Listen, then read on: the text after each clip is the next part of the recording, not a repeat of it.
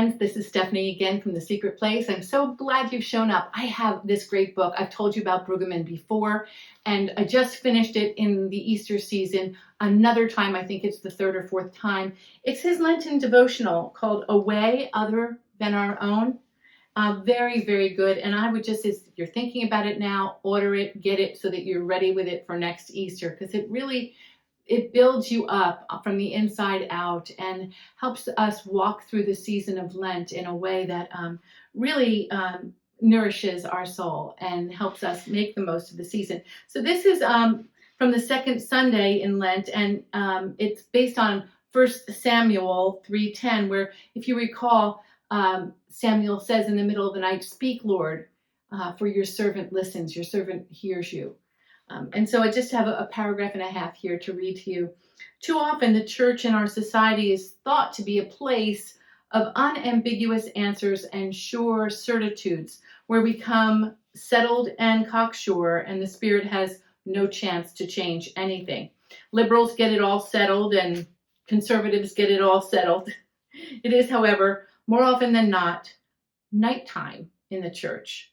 Bewilderment, confusion, liminality, unsettlement. Then emerges something new from God, and it comes as a thief in the night. The narrative in Samuel suggests that the holy place must not be understood with too much daytime certitude, but with something more like nighttime bewilderment. For it is in such odd moments that we sort out the voices of address, and God works the newness of nurture and vocation, demand and promise and healing. So think of this place, as did the boy Samuel, as a place of the nighttime when new voices will utter our names. It's an interesting metaphor, isn't it?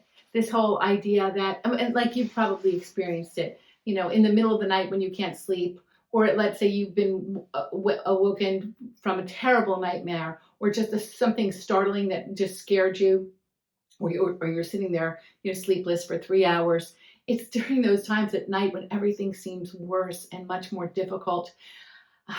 Sometimes we want to run, or we want to give up, or what is challenging us during the day looms larger at night, and it can be terrifying. It can really be terrifying. I know for children there are night terrors which are awful, but for adults too. I mean, we can have our own kind of terrors that happen at night. And I like the way Bruggemann points us to what happens in the night. So, like if you're up in the night and you're talking to the Lord and you're working through your sleeplessness or your stress or whatever is bothering you about work or the family or whatever, there's so much like a sense of being unsettled, But then if you really just understand that this nighttime bewilderment is, like hear this correctly, it's okay. It's like everyone goes through this. When we wake up and see the light of day, things seem much brighter and certain, and we're ready to roar and ready to go. We have our calling, whatnot. There's also these times in the contemporary church and in our church experience where it's just, it's just confusing. It feels like the nighttime. It feels like darkness. And, many people today are talking about that, not just theologians, but, pastors and leaders and lay people. And I don't even like that term, lay people, but I figure you're watching, you know what I'm talking about. People who are not in leadership positions, but people like you and I who just love the Lord and are Christ followers, trying to make sense of the lack of certitude in the church, the lack of being settled or anchored, feeling like, we're going somewhere, like there's a purpose in this.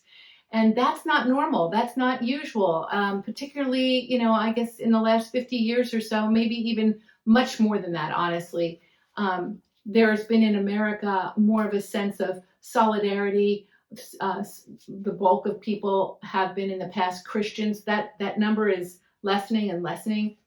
There's all kinds of issues that are coming up in the contemporary church throughout the land, throughout the continent, that are challenging our traditional ways. And so, we want to we want to have a certain amount of certitude, a certain amount of being, as I said before, anchored and settled. And we want to be able to talk about it in ways that make sense. And right now, it seems like we can't even talk about these things in the church. I mean, my friends on the left, my friends on the right, this is why I like what he said here. It's like, liberals get it all settled and conservatives get it all settled. It's like there's these camps and they're all settled, but like the bulk of us are not in either camp. It's like, because things aren't all settled, because life is always changing, and we live in this age of liminality, and the digital age is just so causing such a shift. It's part of the cause of the shift of what's happening in our culture. And so many, if it's not you, if you don't feel confused and you don't feel unsettled in your church life today, that's wonderful. But I bet you know people. I bet you know people who are feeling very confused and unsettled. And what is the language that we can use? What are ways that we can effectively communicate our care and speak to these uncertainties and speak to these issues that are going on? Well, yeah, I don't have the answer for that in a 8-minute Secret Place video, except I will come back to again and again that we don't have to have the answers. Wouldn't it be great if we did? But is your faith based on the answers? Is my faith based on having a strict set of answers and I stand on that, you stand on that, and it's unshakable? No. The only thing that's unshakable is the rock of our salvation, also known as Christ Jesus himself. He's the rock. He's the Lord. And we stand on him and bring our thinking and our speech back to Christ. We're not going to go wrong. We're not going to stumble and fall off. He is our rock. So what I would say to this, in answering my own question, how do we communicate effectively? I would say gingerly, carefully, without letting our opinions or convictions be the be all and end all of the conversation, and not looking to win, but looking to really listen and have dialogue with others to talk these things out. The problem is, of course, there aren't too many safe spaces. You begin talking things out, and there's so much judgment that comes if you don't believe the exact same way as your tradition tells you to believe.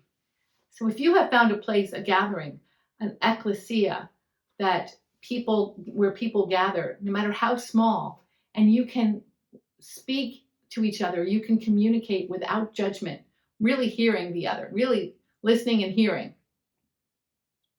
you found a good thing. You have found a very good thing.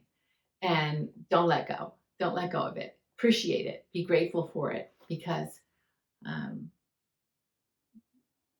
there's not a whole lot of that going around these days.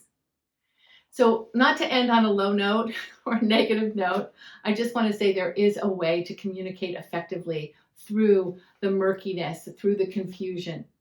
And let's remember that it's not, you can have an opinion and you can have a conviction. I know I do. But let's not let those things take precedence over the things that the Lord tells us are the most important. Loving him with our whole heart, mind, and understanding, and loving others, our neighbor, as ourselves. Hope you're going to have a great, great day. Bless you. This is Stephanie signing off from The Secret Place. Come back again. Bye now.